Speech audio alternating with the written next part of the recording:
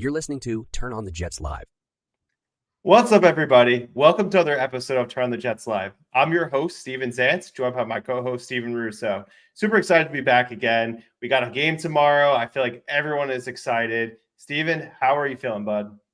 Feeling good, man. Just finished up a baseball practice with my son. Get to come back, talk about Jets football with you, which is always good. But yeah, football's back, man. I mean, it's one of those things where, like, as you get older, you realize, like, you want to hang on to as much of summer as you possibly can. So it's kind of like a nice ending to summer, as that football season's right around the corner. You don't, like, wish summer away, but you more just have something to look forward to, that, in the fact that it is going away. So I'm excited, man. Even though we're not going to see, pretty much any starters, really, I would assume, tomorrow night, it's still good to be able to watch the Jets back on TV. How you doing, man? How you feeling? I'm doing well, man. I mean, look, it feels like forever since we had some Jets football, but tomorrow's like a glorified scrimmage. I know they're talking about it on Badlands today, but like, what are you most excited about this game? I feel like you're not going to see any starters, maybe some rookies. Who are you most excited about right now? Yeah, I mean, what I would say too is, even before you get to the game, like, how cool it really is that Revis and Klecko are going in, right? Like, it's one of those things where I think everyone that listened to the show, right, we grew up here with Revis and watching him play. But to recognize that we're now at the stage where, like, watching greatness every Sunday, and a guy that's a first ballot Hall of Famer, and we got to see him every Sunday, just how amazing he was on the field, what he meant to that defense, specifically in 2009 and 2010, like how good that really was. That's kind of awesome. So for him to get in, for Klecko to get in after all these years, I still remember my dad always used to tell me, like, how good Joe Klecko really was, how Mark Gastineau kind of got all the accolades. But for him to have, I think, 19 sacks the same season that Gastineau had 22, like, how crazy that was.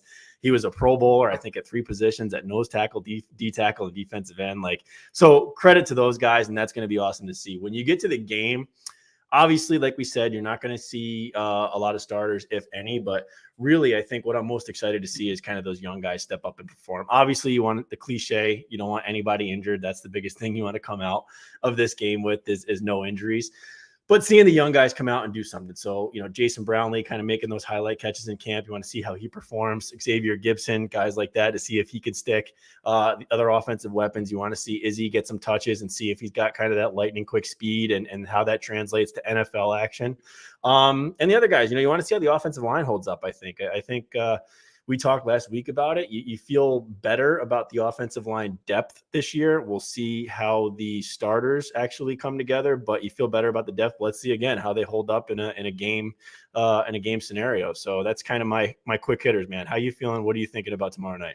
Yeah, you touched on a lot of it, and I think Becton is really intriguing. I know he's only going to play a couple snaps, maybe like 20 to 25 snaps, but think about it. Like, this was a guy, when you go back 3 years ago, we all were super excited to watch him play. He was like the one thing that was like giving us hope as Jet fans during a miserable 2020 season. No fans.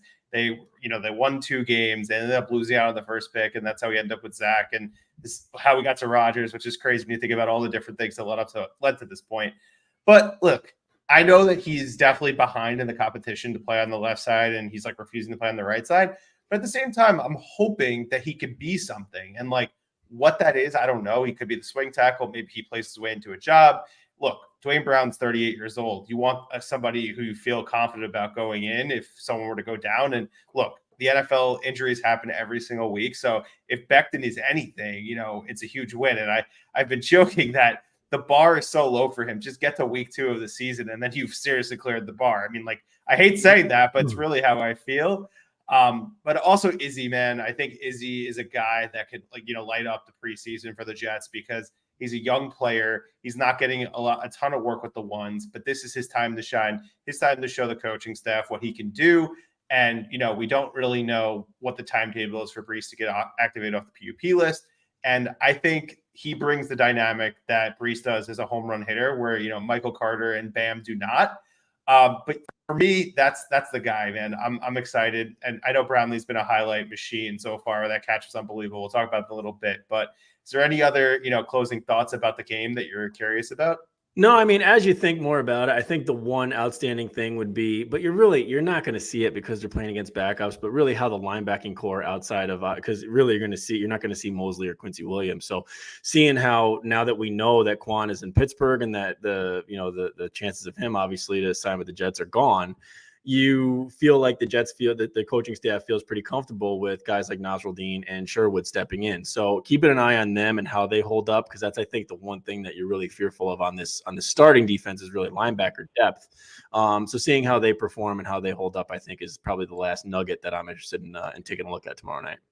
Yeah, agreed. So we're going to transition to another topic because, injuries are part of the game. And, when everybody heard that Garrett Wilson went down with an ankle injury, everybody, was freaking out, panicking.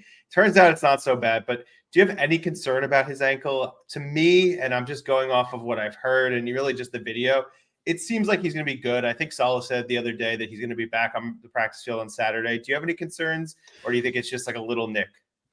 I think it's just a little nick. I think he's to the point where, you can be cautious with him because I just think he's that good of a player. It's just one of those things that's just unfortunate, man. Like you and I were literally talking about last Wednesday when we recorded how big of a leap we could expect from him in year 2. And we were sitting there saying, like, as a Jets fan, you always hold your breath because you're waiting for the whatever that thing is to take the wind out of your sails. And sure enough, I think it was Thursday that he gets it, he rolls his ankle, and that's how it goes as a Jets fan. So to answer your question, no, I'm not concerned with it. I think he'll be back and practicing. I think it's a rolled ankle. Every athlete has experienced this. It just is one of those things that's just unfortunate. Like, it sucks that it's happened. No guy has been having a better camp than Garrett Wilson. And the fact that he's gelling so well with Aaron Rodgers, like, it's unfortunate that he's missing that time. I hope that he's still getting it, obviously, in meetings and film room and all stuff like that. But missing time on the practice field obviously is the biggest concern there. But no, from the injury standpoint, I'm not concerned. I'm sure he's going to be back out there before we know it. And I particularly like the cautious approach, obviously, with a guy like him as opposed to rushing him back. Totally agree. I think just, keep him as, comfortable as possible. He doesn't need to re-aggravate that. He's a skinny guy, and it's something that, you worry about for guys, just like that. I feel like he doesn't have an injury history, but it's just something to be careful with. For me, though, I think, you have to remember the Jets have also had 2 weeks of practice where every team besides the Browns have only had one. So he's had a ton of work with Rodgers up until this point. True. So as much as I want him to get that work in and develop that chemistry, which I think is going to take time, I think if they do get off to a little bit of a slow start offensively, it should not come to a surprise for anybody. But I do think over time that relationship is going to just blossom, and I think Rodgers will be clicking once the season starts. I want to transition to Dalvin Cook because that was something that we talked about last week a lot. I remember, before, when we did our show, that I was not as optimistic that he was going to sign. And then obviously they're all like, the little tea leaves, everyone was connecting, and he had the visit. He was on Good Morning Football. And then there were all the reports, it's very likely. Now, we're, what are we, like 5 days since that initial visit? It doesn't seem as likely to me. And do you think it's possible he's playing us just like other free agents in the past, which suck? I think it's very possible. I think, from the onset, like where there's smoke, there's fire, you kind of know. I think he's a South Florida guy. So clearly I think Miami is probably his number one destination. You factor in the Florida thing, no state taxes, like all that stuff. And that's what it's going to come down to, is money. Right. So obviously, I think the chances that he is playing the Jets are likely. But I do think in the end, money talks. And if this truly is, I mean, you also can't discount the chance to play for obviously a quality team and with Aaron Rodgers, who's a Hall of Fame quarterback. Like, that's going to be the draw here. The money's obviously got to be right. So I don't know. Where I land is probably, 50-50. I mean, we've been played before. I don't think it's make or break, though. If this ends up happening, great. Because, and we said it last week, like, I do believe that if Dalvin Cook was on this roster, he's the second most talented running back in the running back room, right? Easily. I don't even think that's debatable. It's not debatable. Behind a healthy Breece Hall, he's the second best running back. At the same time, if he's not in that room, you still feel confident and feel comfortable with the guys that you have. So it's not going to completely break me. I will say, though, that if he does get to Miami and the Jets end up having to play him twice a year, as my nice Jets banner just fell behind me again, just a sloppy tape job there. Better than my background right now. If he does get to Miami and playing him twice a year, that's obviously a lot worse. And I think they have obviously a lot of speed, both at the wide receiver core and obviously in the running back room with guys like Mostert. Like, adding that dimension, that does suck. But it's, again, it would be nice to have, but it's not going to make or break me if they don't get it. Agreed. And listen, I want him. I'm not one of those people that's like, he's washed up, blah, blah, blah. I think anytime you can add talent to, a position group that gets hurt very easily in the NFL, you do it every single time. I know he's got obviously a lot of miles on him between college and the NFL as a bell cow, but to me, like if the money's right, obviously I'm not saying to pay him like that leaked report of $9 million a year for 2 years. That's no way that's ever happening. Like, especially with the depreciation, like how much, running backs have depreciated in the market. Like Saquon was having trouble getting to $11 million. There's no way the Jets are offering that. That was the most ludicrous report I've ever seen. If it was even a report, I think it was somebody like it was like ML Footballs or one of those aggregators who put it out there. So no, don't buy into that. It was like something that I saw. I'm like, this. No one should be giving this any legs. Yeah, and there was reports from Craig Carton too that Plaxico Burress is saying that it's down to the Dolphins and Cowboys, the Jets are out or whatever. Like, but then you see that 2 minutes later, Dalvin Cook is liking and putting a green heart, around a comment from Aaron Rodgers about potentially playing with him. So there's going to be all sorts of stories. I think just as a Jets fan, like that's how you and I feel is how we should feel. Like you're comfortable with where you're at. Obviously, if you have a chance to add a guy with his talent level, you'd want to do it, but it's not going to be completely detrimental if they don't do it. Agreed. So if they don't do that, which, anything could happen in the next couple of days, maybe it lingers a little bit more into August. Who's someone that you think the Jets should target? Because we talked about this a little bit earlier in the show. I think they are very thin at linebacker. I wrote about it in my piece. I was watching the linebackers when I was there a couple of weeks ago. Who's somebody you think they should target? Doesn't necessarily have to be a linebacker, but somebody you think that would be ideal for them based on how the roster is currently constructed. Yeah, honestly, I mean, you and I were kind of spitballing a little bit before the show. Really where my mind goes is to backup quarterback because I can't really trust Zach Wilson. And it's hard to say, but if Aaron Rodgers does go down for a game or two or three, like, do you really trust Zach Wilson to come in and win and go 2-1? Or really, he beat the Bills last year. he did, but that was well before like the wheels fell off. Because when the wheels did fall off, I mean, you got to remember that we were rooting for Strevler to come in that Jacksonville game. I can't get that out of my mind, and that's one of those things. Like, listen, I still maybe Zach Wilson can clean the slate. Maybe he can erase everything and start fresh and do this. And hopefully this is a chance for him to reset. At the same time, I know what I saw at the tail end of last year, and that scares the life out of me. So really a guy like Teddy Bridgewater that could come in and run the offense and at least be a steady Eddie. I think that gives me a lot more confidence than having a guy like Zach Wilson have to come in a must-win situation or, in a 2 or 3 game stretch and pull out a couple of W's for you. So that's immediately where my mind goes, is to backup quarterback. And I think Teddy Bridgewater would kind of be the perfect guy to put behind Aaron. Yeah, no, that's a good option. I know that we've talked about him for, in the offseason before Rodgers even on the team. Former Jet, Teddy Bridgewater, right? Former Jet. Does he so technically when you think about it, when you look at his Wikipedia page, it says Jets with the asterisk, which means only off-season training camp body, which is funny because he never got cut. He wasn't one of those guys that was waived because he was injured. It was just because they traded him, smartly so, because, they got what they got from a third round pick. Third? That may have been McCagnon's best move. Signing Teddy Bridgewater in the offseason to flip him for a third before the season. Top 5 McCagnon move, definitely. I don't mean to steal your thunder. Please proceed. No, well, Quentin Williams is, believe it or not, the best McCagnon move. True.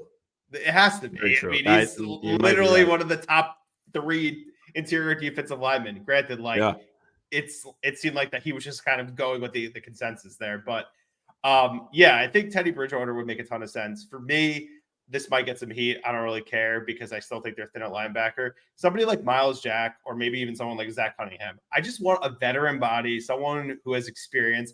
Not to say that Sherwood or, Nasruddin or even maybe Zaire Barnes, who's a rookie, can't play their way into the job. But I just want someone that I know has started in an NFL defense before. And those are 2 guys who are available currently that they wouldn't have to give a lot of money to. It could be $1 million, whatever it may be. And if they stink, you just cut them on cut day. It doesn't really matter. I just think they need some depth and experience in that room, because if Mosley or Quincy goes down, it's really scary to think about how easy teams are going to target them in the middle of the field. Mm-hmm. So I think if you could get someone to play linebacker, it'd be great. But backup quarterback is, I think, viable as well. I think, we just have to be careful because, we're one Aaron Rodgers hit away from Zach Wilson being the starter again. And then we're all going to go back into our Twitter discourse. Zach, is Zach good? He sucks. Do we all give up on him? Most of us have given up on him, but you never know with this reset. But I'm a little scared. Yeah, as am I. And I think, It's one of those things like, Salah said, we're going to keep him in bubble wrap and this stuff. And honestly, that didn't really hold true to what he said. So I'm honestly kind of surprised that they're not giving him like a true reset, and like not just the offseason, but almost for a season, to have him be a third string and have another guy come in ahead of him. So that's just one of those things where, listen, as happy as I am that we got Aaron Rodgers, hopefully we never even have to see the backup quarterback. But it's still one of those things that definitely makes me nervous because, listen, even go back to some of the best, Jets seasons, like a backup quarterback had to come in for a game or two. I think back to 04 with Chad. They had to have Quincy Carter come in. I think Quincy Carter went 2-1. Go back to 09 with Mark Sanchez. Kellen Clemens came in and won a game. Now, granted, that was, the number one defense and rushing attack in the league, but still, there was always those viable options where they were able to come in and do it. A lot of times, this is the NFL. Like, people are going to get hurt when you have a 38, 39-year-old quarterback. It's more likely to happen than when they're 26, 27. So it's just one of those things. It still doesn't keep me up at night. It makes me nervous, though. Definitely. Yeah. So we actually had a question in the comments about someone who might potentially flash in the preseason who could end up being a contributor. I said Zaire Barnes in a comment back, but I think we got to talk about Jason Brownlee because he seems to be the guy that's making, waves in training camp.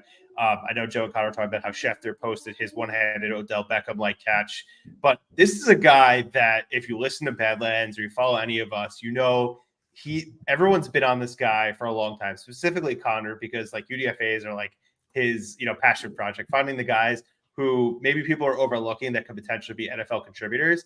But this guy, like, he's playing his way onto the roster. I know he has to translate that into a preseason game.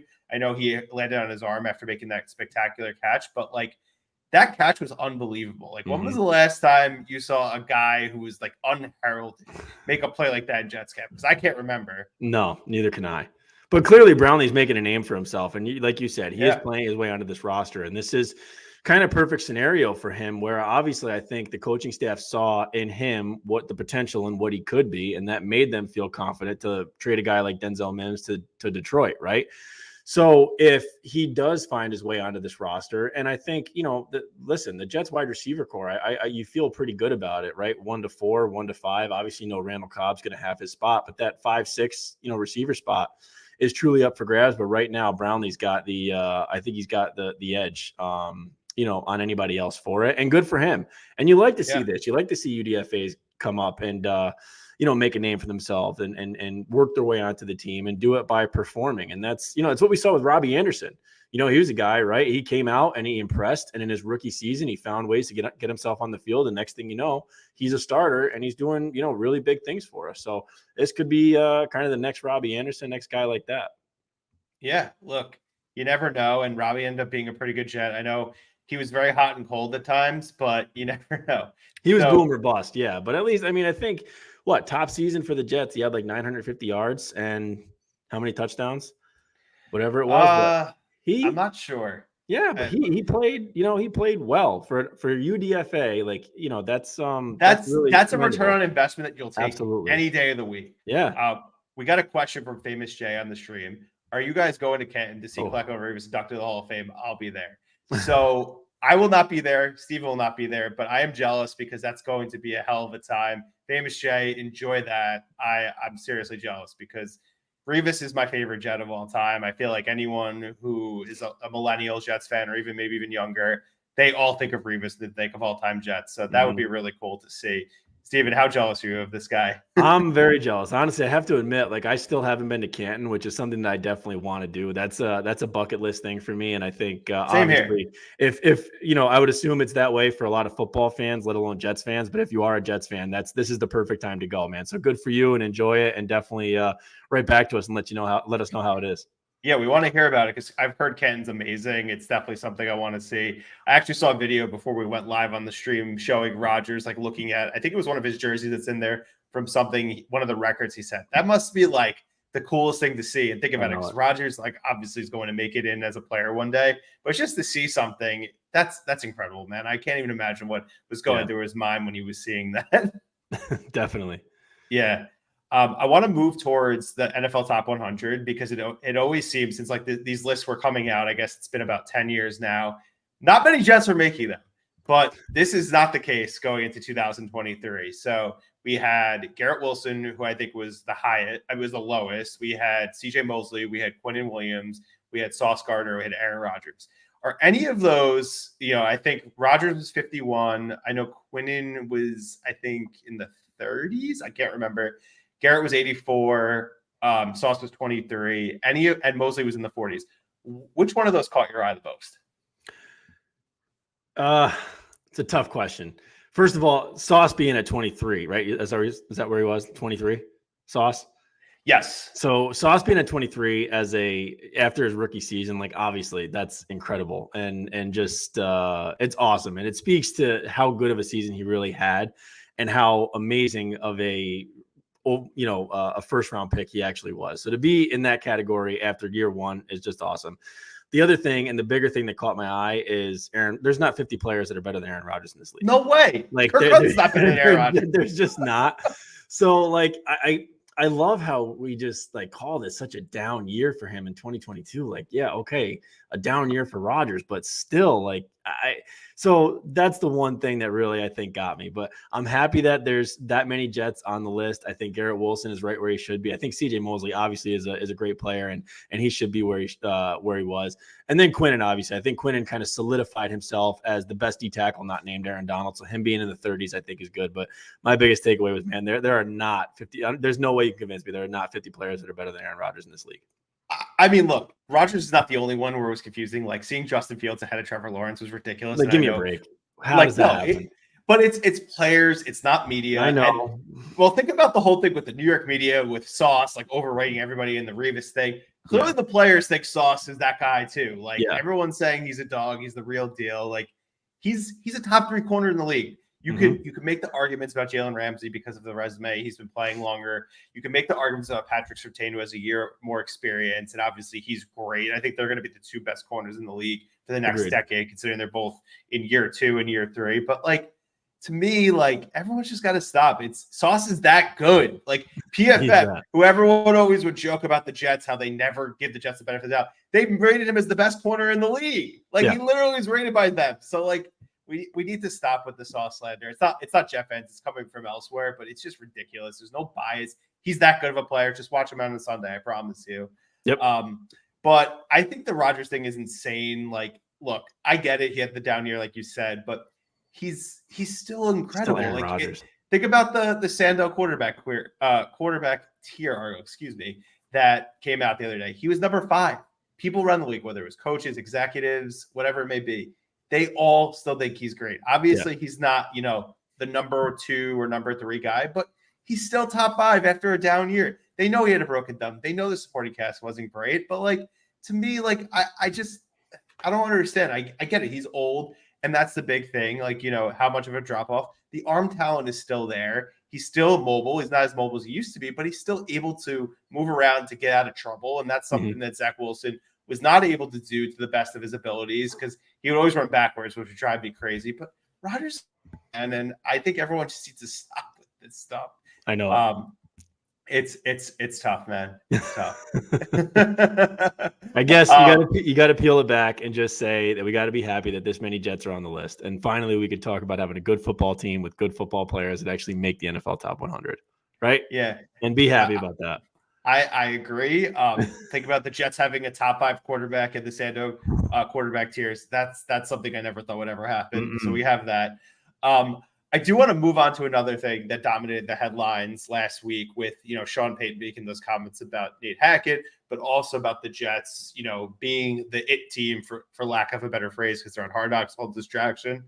I think Saleh handled it really well. I know some people were like, he kind of came off like a little cocky, but like, he has a point. Like, if you don't have haters, you're clearly not popping. And like, listen, the Jets got to prove on the field. They haven't done a thing yet. I get all that, but that defense was popping last year. Everybody knows that.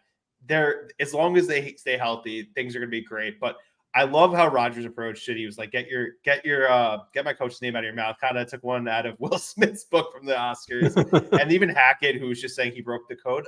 I thought they handled it perfectly.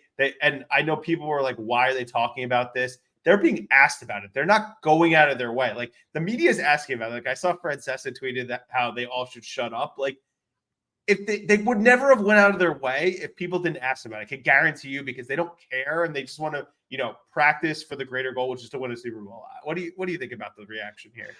So I'll first address Sean Payton's comments. Like, I disagree with this wholeheartedly, and I don't like it. And he did break kind of the cardinal sin, right? He broke the golden rule. You don't talk about the guy that preceded you. You simply don't.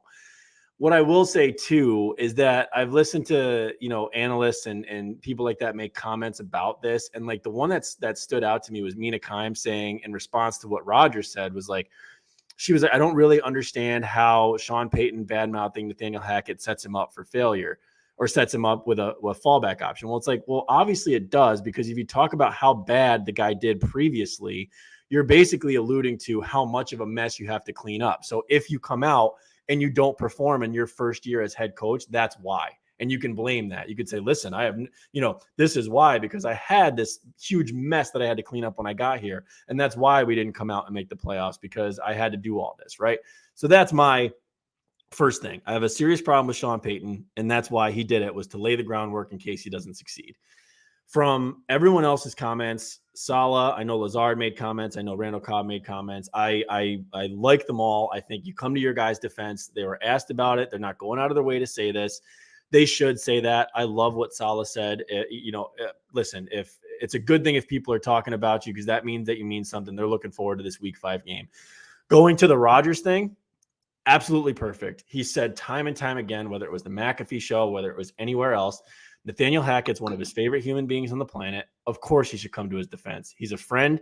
He's his offensive coordinator. He came here. Everyone knows what happened in Denver, but now he's the OC of the Jets. Come to the guys back, and I can't wait until they go to Denver to play them in Week 5, man. It's going to be electric.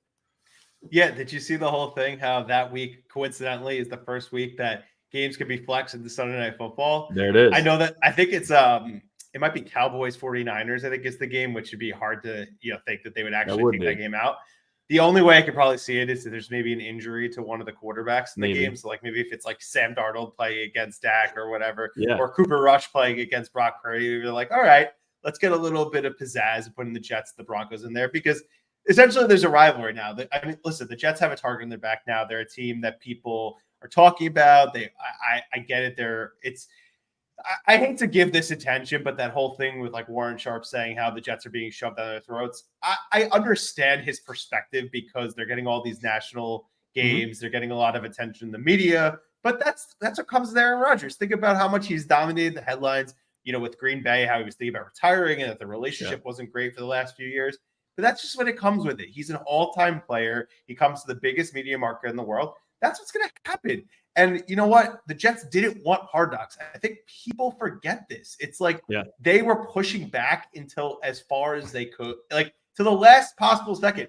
Typically with Hard Knocks, they'd always announce like who was on the going to be on the show like a month or two before training camp opened. They announced it like a week before the Jets reported. If that, it's just like the Jets didn't want all this attention. It's just being brought to them, and that's part of being in New York. So I just think anyone who thinks that they're like, trying to, I guess like pull a Rex and like, pump their chest or whatever, they're not trying to do that. And then I heard the Dalvin Cook thing about the setting the super team, which that pissed me off. Like, I don't want any talk of that. Like, just like, if you're going to come here, man, come here and just play and don't make any stupid comments like that. But the Jets are not looking for this. Like, they're not.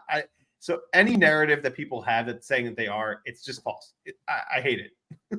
Well said, man. Well said. Sorry, I had a little rant about this because no, I like it. I think you're right. I think the Jets didn't ask for this. I guess you could say that they did, because they brought a Hall of Fame quarterback to the biggest media market in the world, right? But everything that's happened after that was a football decision. That wasn't anything else. Like, Aaron Rodgers gives you the best chance to win a Super Bowl. Everything else that's happened has been driven by the media and has been pushed onto them. So for all this attention and all that, like, that's everyone else is making that noise. The Jets are simply responding to it. Keep this as simple as it is. Sean Payton made some shitty comments, and the Jets, the coaching staff, and Aaron Rodgers, who is the best friend, one of the best friends of the OC that he made the shitty comments about, responded. That's all that it is. I don't typically believe in bulletin board material and that stuff, but I'll start believing in it, because they're going to have that date marked. The only thing you can hope is that they don't like lose sight of the 4 games before it, focusing on Week 5. Yeah. They're not going to forget about it, believe me, and they're not going to forget about the New England stuff either. That I'm Absolutely hoping not. that they see everything that happened, know how close they were in those games, that they should have won those games. The one thing that's also been, kind of been topic of conversation with Rodgers, and I saw it in the Sando article, was that they're like, oh, he's going to be playing on turf. Like, how much could his body hold up? So one thing I wanted to get across, and I think we talked about this a lot, earlier in the offseason, I think probably like February, March, right before he came to the team, or at least announced his intention to come to the team, is like people saying that they're set up to fail. I know Bleacher Report put out an article like teams set to disappoint. I like if it doesn't work for whatever reason, and it seems like it's going to be more than 1 year, may even be 3 years. It sounds like 2 at the minimum based on all the comments he's made. But again, he said it's contingent on how his body feels. If it doesn't work, it doesn't work. I can't ever get on the Jets for doing this because they had no other option. So I was cool with Derek Carr, but only if Aaron Rodgers wasn't a possibility, which clearly he was because he decided he wanted to play here. But to me, if it doesn't work, how different is our life that it's already been as a Jet fan? It's not different at all. We're like, okay, This happens. You have to take the swing. They did take the swing. He's motivated. The team loves him. He's been leading by example. He's been trying to make sure everybody is, hearing him in practices. I think the coolest thing is how, if a guy makes a play on defense or whatever, and he beats them, he will talk to the guy after play and explain to him what they're doing wrong or what to look for from other quarterbacks. Like that. When was the last time the Jets have had a presence like that? Maybe like a Josh McCown, and Josh McCown is not Aaron Rodgers. He had a good year. And I think we have to give him credit because that 2017, they were like sneaky frisky, like a team that we had absolutely no expectations for. I thought that they would probably go like 1-15. That was what I thought going to see because like the intention was clear. They were like tanking for the 2018 class when, everything would have been great if they just would have took Patrick Mahomes over Jamal Adams, but that's another conversation for another day. But my point is that if it doesn't work, it doesn't work. I can't fault them. The team is built in a great way. They had this opportunity. Hopefully, it leads to something good, but I can never fault them. And I hate the narrative of like, they're set up to fail. He's going to bail on them if the wheels go falling off. If they do, they do. We've seen it time and time again. Yeah, this is a rare occurrence where you have a roster that's ready to win without a quarterback. And we saw it time and time again last year, right? I mean, this team went 7-10 with nobody at quarterback.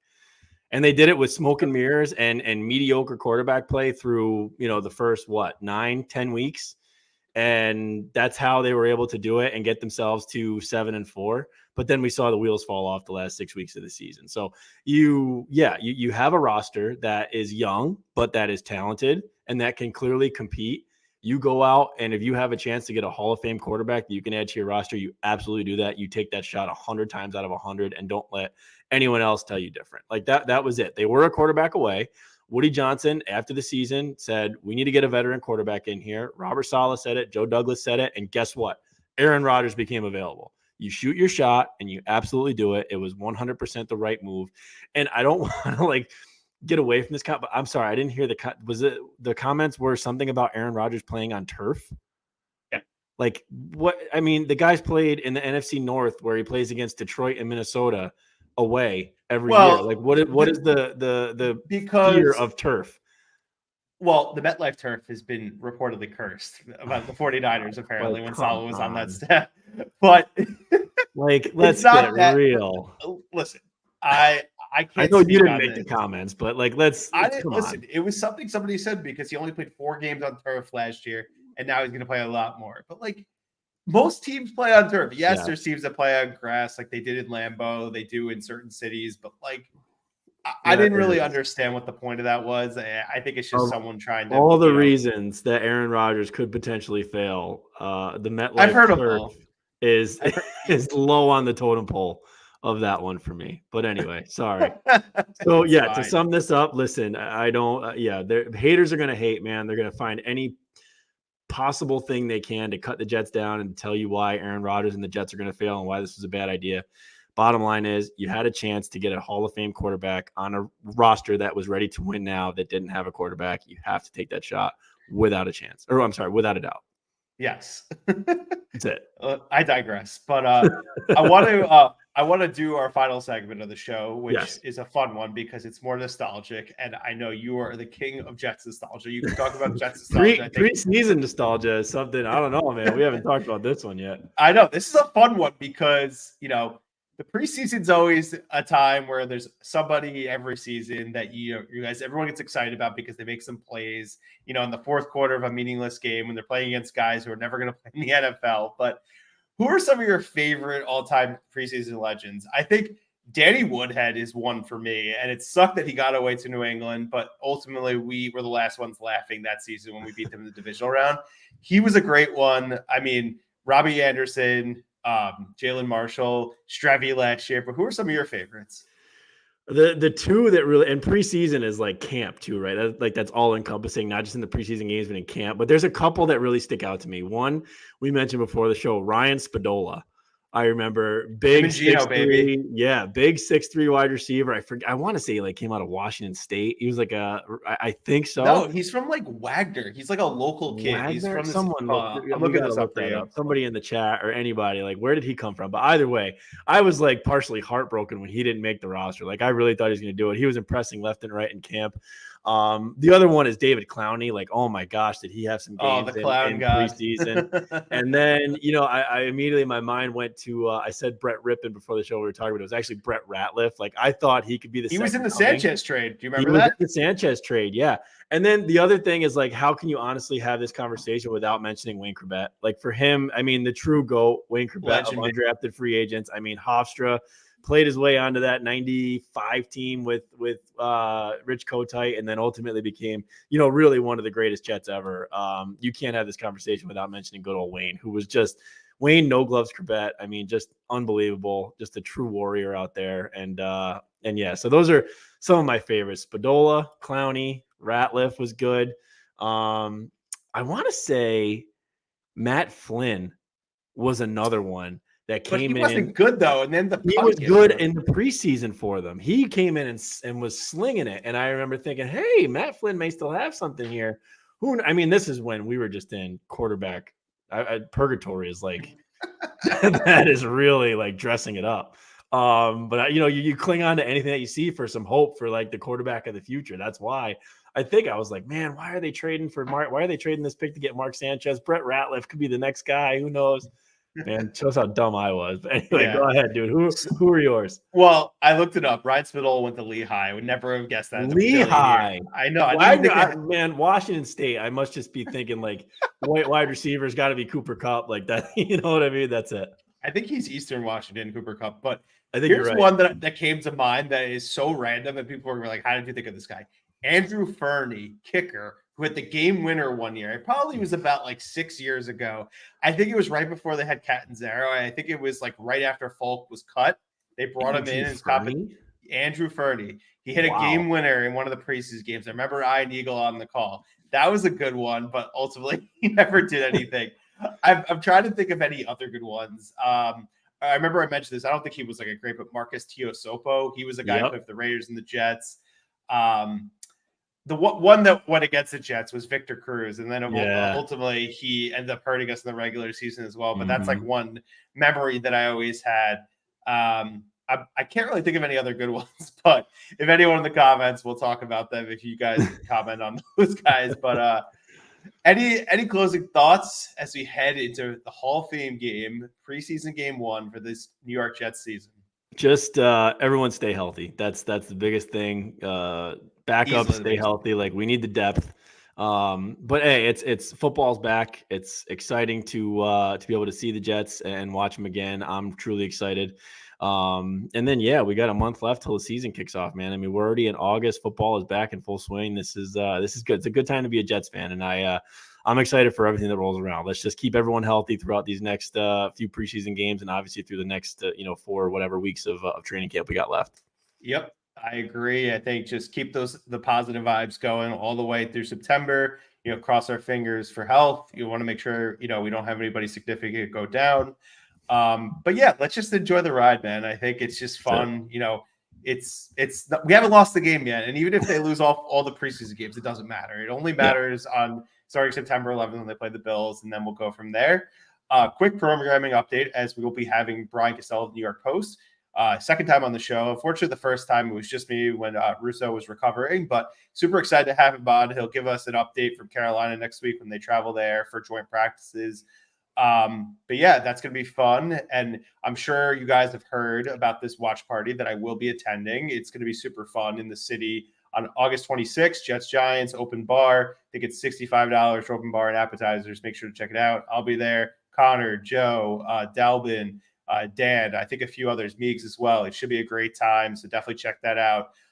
Make sure if you're not subscribed already to subscribe to our show, whether it's on YouTube, youtube.com/@BadlandsTOJ, on the Apple or Spotify or even Amazon feeds. Just search Turn on the Jets Live. You also can tune into the show on Twitter from my account every week. But yeah, we appreciate all the support and we look forward to talking to you guys soon.